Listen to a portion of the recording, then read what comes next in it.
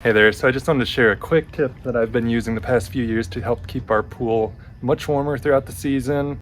Rather than spend all that money on one of the traditional solar bubble covers, I've been using this right here. I'm gonna go ahead and show you what this is, how I've been using it, and how well it works. So this here is a 3-pack of 9x12 clear plastic drop cloths from Frost King. So for our pool, we actually need 6 of these drop cloths to get about 90% coverage of our surface. So there's different thickness of drop cloths. These are the 0.8 mil, so these are pretty thin. I have tried a 2 mil cover in the past, and those are probably easier to apply, but at the end of the day, they're all serving the same function. They're not really an insulator, so thickness isn't as important. It's just that kind of that plastic vapor barrier on the surface to prevent evaporation. So I can get 2 packs of 3 sets of drop cloths for under 15 bucks at our local Menards here. It's a great deal, 15 bucks. And these covers have actually lasted me a couple years generally. 15 bucks every 2 years versus 200.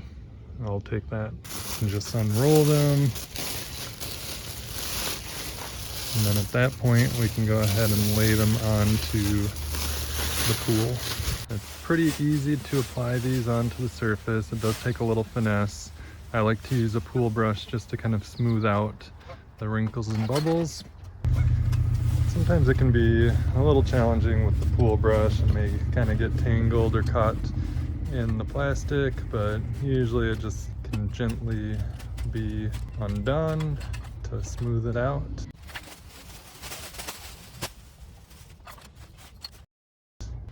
One thing to note, as I'm applying these covers, I do have the pool pump turned off. We've only got a single speed pump that tends to ruffle the surface quite a bit. So if we had our pool turned on right now, those jets would be kind of blowing these covers to one end. And for me, because I don't run the pump when these covers are on, that is one of the downfalls, is that in the morning, I'll end up having to take these off.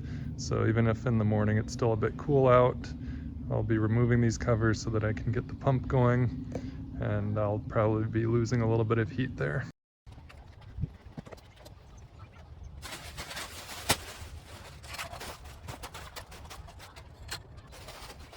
It took me about 6 or 7 minutes to get these applied. It was quite effortless, much easier than dragging around a bubble cover. The biggest thing was just using a little bit of finesse with the brush. I will say, if it were a windy day or night, sometimes that can be a little more disruptive in terms of trying to get these placed on, but usually not a huge issue. And you can see it's not 100% perfect coverage, but it is pretty close here. There's a few gaps along the edges and in the middle.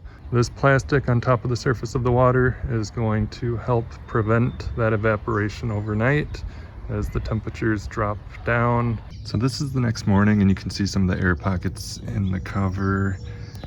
They have condensation in them. It almost looks like kind of like a greenhouse where you'd have evaporation trying to take place from the surface of the water, but this barrier, or this drop cloth here, is trapping it in, so helping to retain that heat.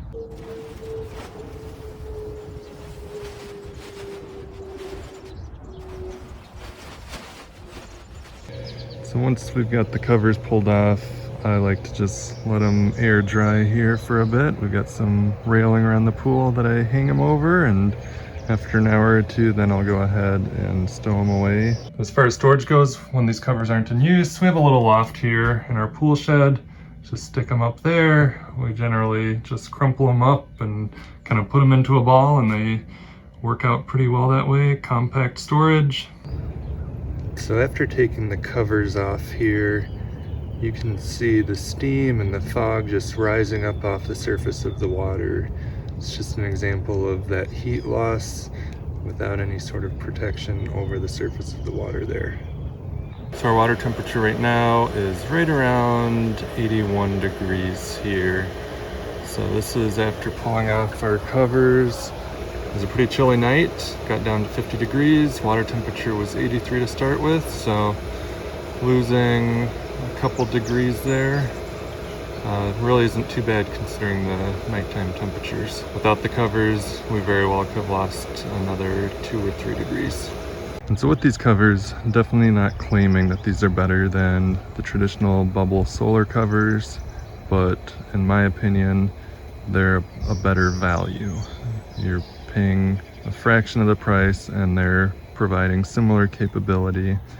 The biggest downfall, you've got several of them that you're putting on, but for me it takes around 6 or 7 minutes to take them on and then another couple minutes to take them off. So not too inconvenient there. And then the other downfall is for our pool, we aren't able to have the pump running when those are placed on it. So we have the pump off at night and that's when these go on. And then we take them off in the morning and turn the pump back on. So it's about 9 hours later, we're heading into the evening. So even though today hasn't been a super warm day out, we had a high of 79, our water temperature has reached 85 degrees. We've gained between 4.5 degrees here since this morning after taking off our solar covers. And so this is just one of the benefits. Using these solar covers helps retain that heat in the evening. So between yesterday and today, we've actually increased our water temperature a couple degrees here. And then the other piece that's helped us is our solar heater that we have on the roof. And I'll be detailing that in a different series of videos. So overall, definitely recommend looking into alternative options for solar covers versus the traditional bubble wrap covers, which again, prices have increased like crazy on those.